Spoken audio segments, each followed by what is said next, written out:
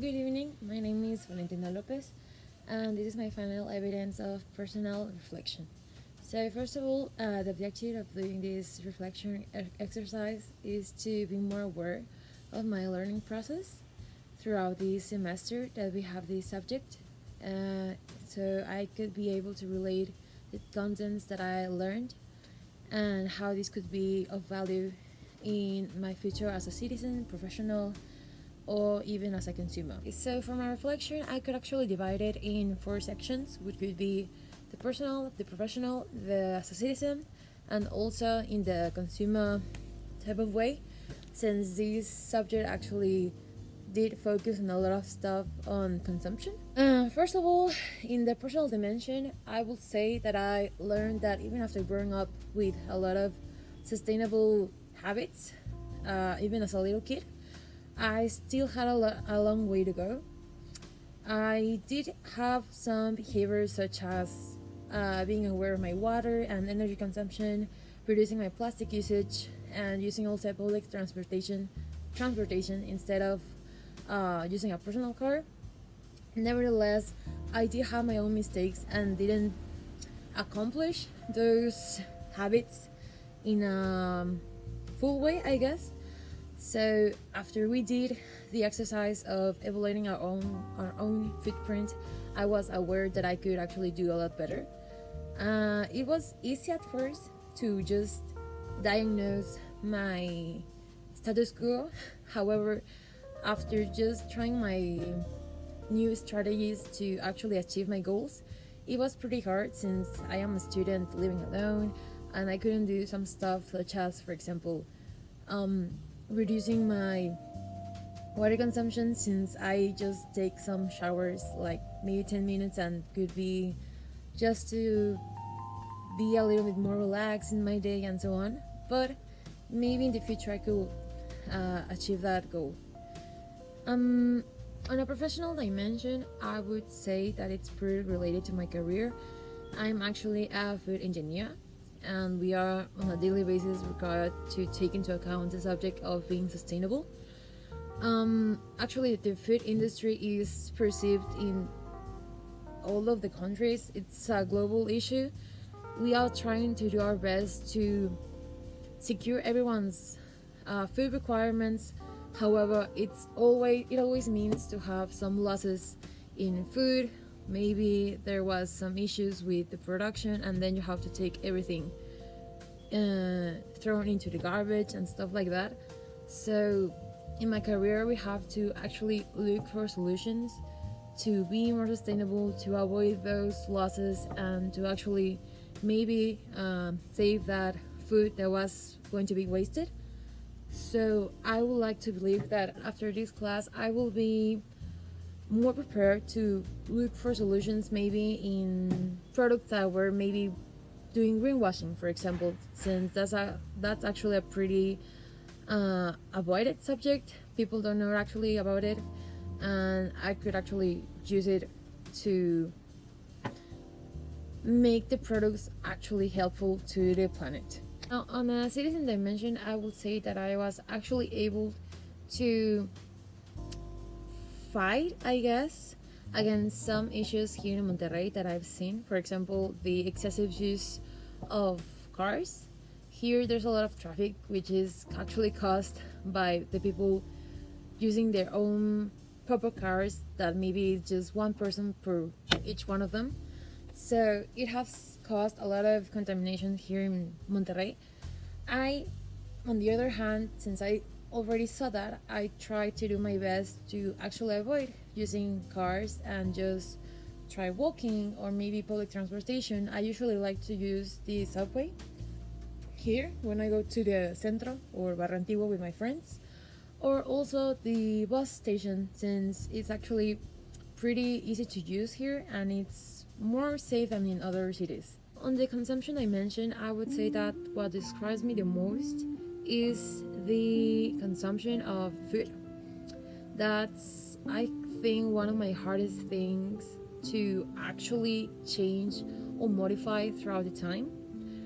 In this course, I actually learned to actually aim to those issues with my lifestyle.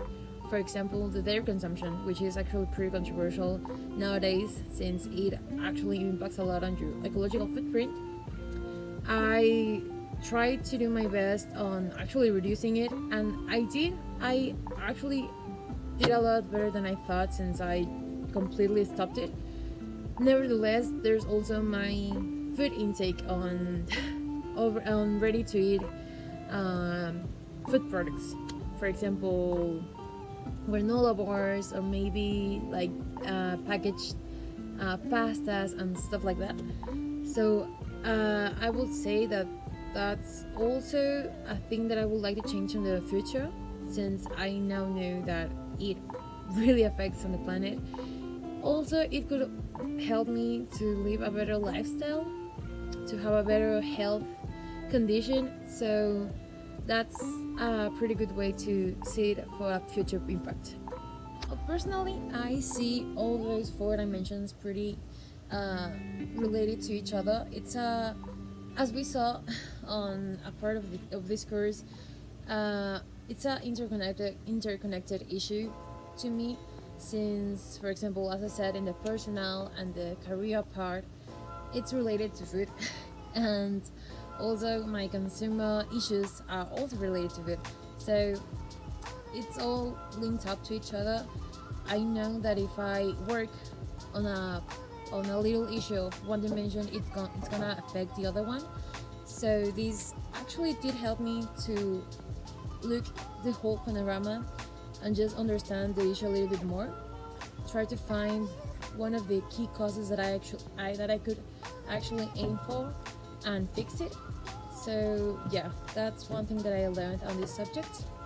Now there are two concepts that I would like to remark on, which are the greenwashing and the slacktivism ones. So before this subject, I used to have one idea of the greenwashing term. I thought that it was only like doing maybe green propaganda on products and stuff like that, but it goes a lot deeper than that. For example, you have to be more specific on your products if you want to actually publish it as something helpful for the environment. I used to think that it was only good that you mentioned biodegradable and stuff like that, but no, because people are misled by that. They are thinking that they are completely erasing the impact on the world, and it's not right. They are actually still having an impact, reduced one, but still having one.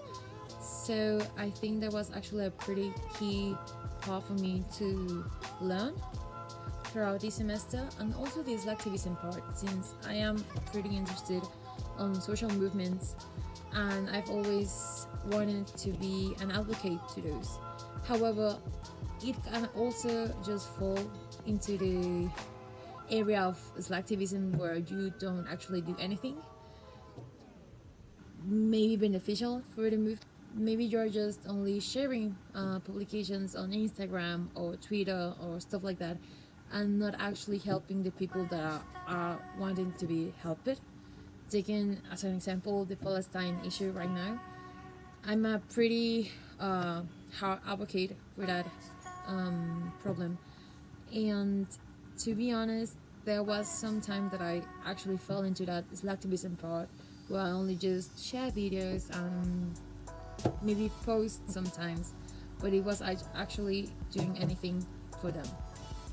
Now, what's next for me is to actually be more conscious of what I buy as a consumer, to try and find those little details that are missing on the products that are aimed as green products, and just try to avoid buying them, and maybe somehow try to push the producers on actually making better descriptions or making more accurate ones for them to be informing the people they are trying to sell. And for this activism part, I would like to say that what's next for me to do is to be more involved on these social issues, and for example on this sustainable issue part, that it's actually a more social problem rather than an environmental one, to be more involved, to actually do some actions that are actually helping to resolve the problem, instead of just saying, oh, help the planet, oh, and do this and do that. Just try to take some action instead of just talking.